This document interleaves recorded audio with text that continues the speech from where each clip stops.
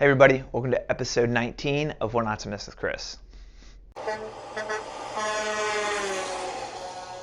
My goal is to put out quick, relevant content that explains the why behind the what in order to positively impact the freight community. On episode 18, we broke down Class 8 truck orders and talked about how they are one of the leading indicators we use to forecast future trends. Today's episode is all about carrier displacement and its impact on the freight market. So what exactly is carrier displacement? Well, I recently came across this very fitting definition of the word displacement here. Simply put, the act of disrupting or causing disorder.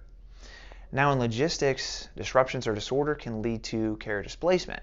And in order to combat displacement, you need to be able to identify certain volatility indicators early on.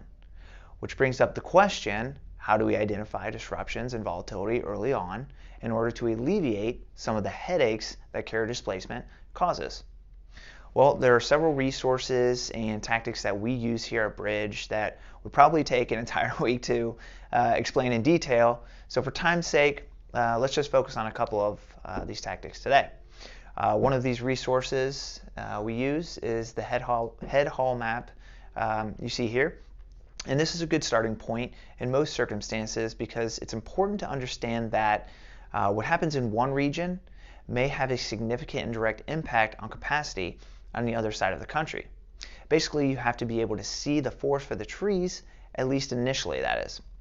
Now, this map breaks down all of the most popular markets in the country by measuring volumes moving out minus volumes moving in. The darker the red here means that there's more freight that is moving in versus out of a given market, and the darker the blue means there's more freight moving out than in. So basically, red markets are mostly consumption markets, and blue markets are predominantly production markets.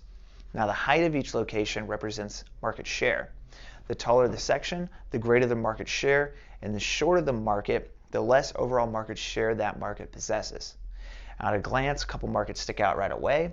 You have Atlanta, Ontario, Harrisburg, Houston, and Dallas. Now these are a few of the markets with the most volume market share. So keeping an eye on these markets closely is important when trying to predict when volatility may arise. From there, once you understand the larger markets, you can break down markets more individually. And this view here, this head haul index for Atlanta, Georgia, is one example of a market we can break down individually that helps us understand what's going on in that market directly. Now, since the beginning of the year, Atlanta's head haul index has been hovering around -25 on average. That is until May, when the index shot up above 75, and until the week before Memorial Day, had an average above +35. Now, as I mentioned earlier, displacement and volatility go hand in hand. So when you have a significant shift in a very large market like Atlanta, from a consumption point of view to a production point of view, displacement is sure to follow, especially if the shift happens over a short period of time and is unexpected. Now, the uptick in Atlanta's outbound demand in May commanded a lot of capacity from surrounding markets like Lakeland, Macon, Montgomery, and other markets much further away, as you know, for some carriers, deadheading from long distances was well worth the payout. For example, take a look at truckstop.com's 7-day van all-in rate here for the most common lanes coming out of Atlanta.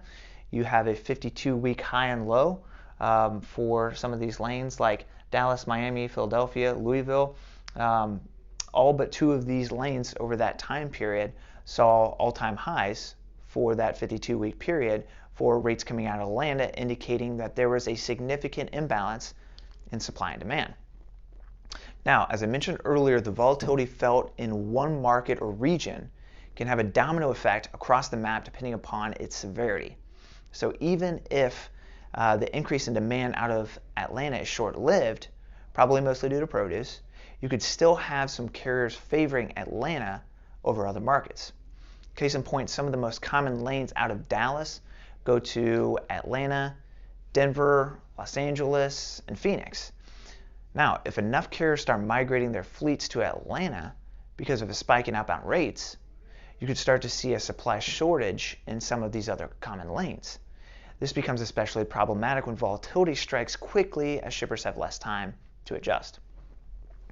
Now, while I understand there are many factors that can cause displacement, in more extreme examples, like for instance what we've seen in several port markets recently, or when dangerous weather conditions pop up, the thing that all these examples have in common are the lingering effects they have even after an event passes, as it takes time for carriers to realign once displaced. So my advice for shippers is to make sure you understand how your current providers monitor, forecast, and deal with volatility. As I'm sure you've invested a significant amount of time and resources into your current infrastructure, and like most, rely on your providers for accurate advice to help you make tough decisions daily. Well, that's all we have for time today. For more related content, check us out at bridgelogisticsinc.com or find me on LinkedIn. And until next time, I'm Chris Seeds, and thanks for joining me on another episode of What Not to Miss with Chris.